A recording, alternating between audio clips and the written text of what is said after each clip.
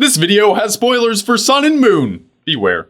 Ash did it! He won! Whereas Ash was once relatable because he was average at best, now he's one of those lame and stupid successful people. Gross! Or is it inspiring? Inspiring that a 10-year-old could ambiguously remain a child/teenager for 20-odd years while still accumulating life experience and then finally pull a miracle out of his miracle hole to give the audience something to be proud of. Oh, Ash, you're 30 years old on the inside and that makes any feelings for you okay. I like a man who gets victories. Boy, howdy! But before we get into the meat of it, I've got something important to say. Many have argued over the years about who the most attractive Pokemon character is. Is it Misty, May, Dawn, Jessie even? These are all decent contenders. However, the real producer of bones in my book is Professor Oak. A mind and body grizzled by time and experience. Put a pin in that for now. We'll get back to Oak's wise wood soon. No, let's talk about a different kind of wood. Ash.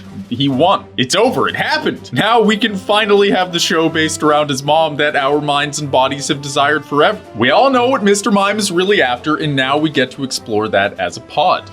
A dolphin pod. Now that we've got the universally agreed upon things out of the way, let's get controversial. Pineapple belongs on pizza, and Hello Kitty Racing is better than Garfield Kart. Also, I think Ash is actually a really good Pokemon trainer. That's right, I know 3 years ago I made a video about how much Ash sucks. Ash sucks, and there's many reasons why. But since then, my tastes have evolved. Just like Ash's face. It's why I'm not attracted to Benedict Cumberbatch anymore. I'm gonna tell you why. I looked deeper into Pokemon than I ever have previously, and in that profound depth, I found something profound. I realized Ash is a great trainer. Within Ash is something that has remained dormant for 22 years and only now has come to light. And it's not the shingles. His victory against Gladion was symbolic of Ash's maturity and intellectual awakening that has been subtly building throughout the show. A lot of people see Pokemon as a shallow anime. So much so, it's debated whether or not Pokemon is truly anime. But I'm here to tell you that a series of subtle happenings have climaxed with Ash becoming the Alola League champion. Pokemon director Junichi Masuda was subtle with his trail of Poffin crumbs, and he was so proud of the point he'd led us to that he congratulated Ash via tweet. If you didn't see the Poffin crumbs or the crescendo that Masuda composed, then let me do the seeing for you. Open your brain and present your Diglett! This is the hidden story of how and why Ash Ketchum became the very best. The story of a youngish man overcoming the adversity brought on by his Gary Coleman disease. Maturity never looked so much like bear bait. This is the story of a boy who overcame his own worst enemy, himself. This is the story of Ash finally winning. The Orange Islands in the Battle Frontier don't count. The story you never knew.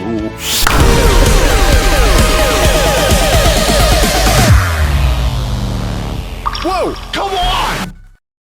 You may think Ash is the best there ever was for winning this one Pokemon League, but even he never had the joy of diving into the immersive experience of our sponsor, Raid Shadow Legends! Raid is one of the most ambitious RPGs of 2019. Playing Raid is the most immersive experience you'll have in a mobile game, and it seriously looks like it was made for PC or console. I got hooked on it. Don't believe me? It has almost a perfect score on the Play Store with over 300,000 reviews.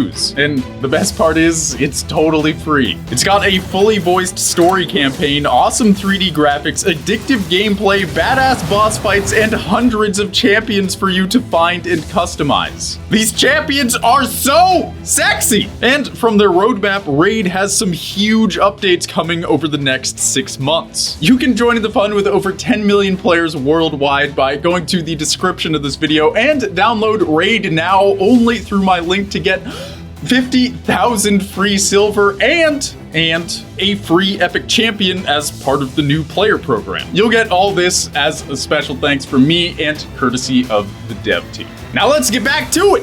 Ash Ketchum is an idiot. Worst Pokemon trainer called Ash Ketchum. Ash Ketchum sucks. Ash Ketchum, a terrible thing. Wow, Ash is a moron. Everything wrong with Ash Ketchum. Ash sucks. I get it. Ash was bad. In Season 1, he didn't even use Pikachu against Misty's water types because Pikachu liked Misty too much. Get a handle on your Pokemon, Ash! But just look at him now. Ash's main problem is that he loved his Pokemon too much. In Season 1, he let his Butterfree be free instead of using that bad boy to win lots of battles. Fine. But then, at the very end of every season, he gives all of his Pokemon away to Professor Oak. It's idiotic. But we all know this is a plot device so that Ash can bond with all of the newest Pokemon of every new region and, it's a device to sell more toys. There is also something strange going on with Oak.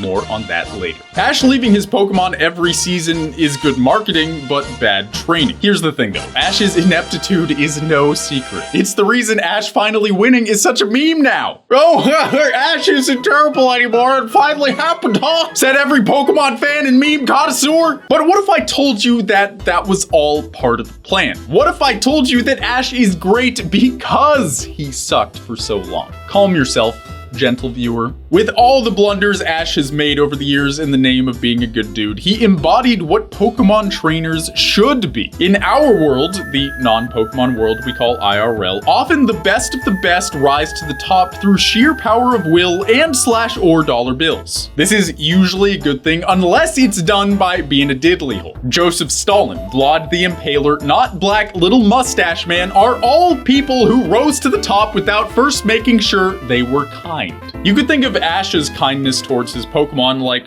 practicing with training weights. Remember that scene in DBZ when the historically beloved Pycon takes off his weighted clothing and then the fight really begins? Ash being a poopy trainer for so long is a similar idea. When Ash finally got the strategy right, it was like taking his clothes off. You see what I mean? By getting rid of his best Pokemon every season, by refusing to evolve his Pika-Pee-Pee and his Bulbasaur, and by using the wrong types, Ash was gaining valuable experience learning the Ziggs and Zagoons of Pokemon training that only experience can teach you. So when he finally started not making dumb mistakes, he had built his career on a reputation of morality and had all the experience that an immortal 10-year-old/teenager who's been training for 20 plus years would have. Ash is now the kind expert. His training weights were his kindness and his naivete. But now his naivete has turned into expertness and his kindness has flowered into a deep and special bond with his Pokemon. Hell, remember when Ash mastered his mentally penetrative connection with Greninja during Kalos? Obviously, Alon's Charizard was OP AF, so it doesn't matter how deeply Ash and Greninja were inside each other, but the point is that it takes a high level of trainer to get that Greninja battle connection going. Even though Ash lost to Alon, it was clear from that point forward that Ash was ready to take his training weights off. Enter Sun and Moon, a.k.a. Alola. The stadium in which Ash wins the league was the first stadium built in the region. It's the first to hold a large-scale battle royale with over 150 trainers, probably because of Fortnite's popularity on the islands. And Alola was the first region to rock this new art style that wavers between improved smooth animation and Ash looking like a pancake with facial features. After Kalos, things got symbolic of a new paradigm, and that's when Ash finally won. I already mentioned Junichi Masuda congratulating Ash via Twitter. Also, people started comparing Ash to poor Leo, who had to wait so long to win an Oscar or whatever. Then people who hadn't cared about Pokemon for years showed up to hate on the new art style. It was a big deal. Finally, Ash had flowered into his final form of a young boy who can now pull victories like a real shonen battle protagonist should. Sure, he had already won the Orange Islands and the Battle Frontier, but this was his first Pokemon League victory. No endgame content here, folks. Like before, all he'd won was the Home Run Derby, but now he's won the World Series. That was a baseball reference.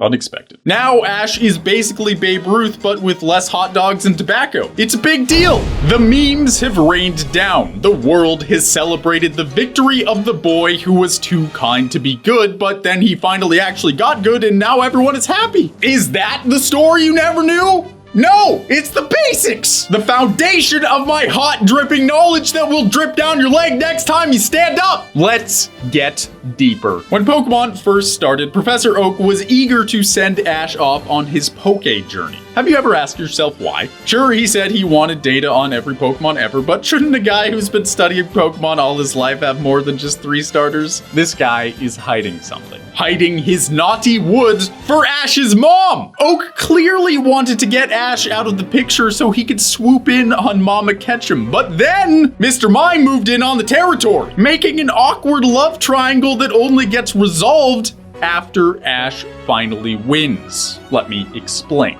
Surely you know that oak is a type of tree. They grow slowly but are dense, tough, and resistant to fire and most disease. Because of this, they are associated with wisdom. Wisdom that an elder would have. It's no coincidence that Professor Oak is the most consistent elderly presence in the show, whereas Ash, another kind of tree, is the protagonist. Ash trees grow much more quickly and can even change their gender over the course of their lives, often beginning as males and becoming female as the years go on. This straddling of masculinity and femininity is symbolic of Ash's transformation from young boy into twink extraordinaire. Around the time Ash won Alola, he also got an old-fashioned from Lana in Hot Spring. Contrary to popular belief, girls with mommy issues do like twinks sometimes, and this is proof of that. All of this is built up to Ash's steamy awakening to finally feel the release of being the best so he may return home and restore balance to the love triangle between his mom, Professor Oak, and Mr. Mime. Mr. Mime is attractive to Ash's mom because he has a youthful exuberance and is helpful around the house. Oak, however, is established in his career and is chocked full of Poke knowledge. Poke knowledge that extends all the way back to ancient Greece. If you've taken a Greek mythology class, you'll know that virtually every story ever told nowadays is based off of the hero's journey. Odysseus did it, so did Hercules and Michael Jordan in Space Jam, and Jesus too, probably. Pokemon is no exception. The Greek parallels are obvious if you know where to look. And they add depth that subtle Junichi Masuda didn't expect you to find. You may know that Ash's mom's name is Delia. Delia is an adaptation of the Greek goddess's name Artemis. This is for real, people. Bear with me. In Greek mythology, tree nymphs called dryads lived within oak trees, whereas another type of nymph called Meliae lived within ash trees. However, no nymphs lived in Mr. Mime trees. Dryads were normally incredibly shy creatures to the point where they would never talk to anyone unless the Greek goddess Artemis was around. Yeah. Artemis was worshipped as a goddess of childbirth and midwifery and vowed to never marry. Does this sound like anyone you might know?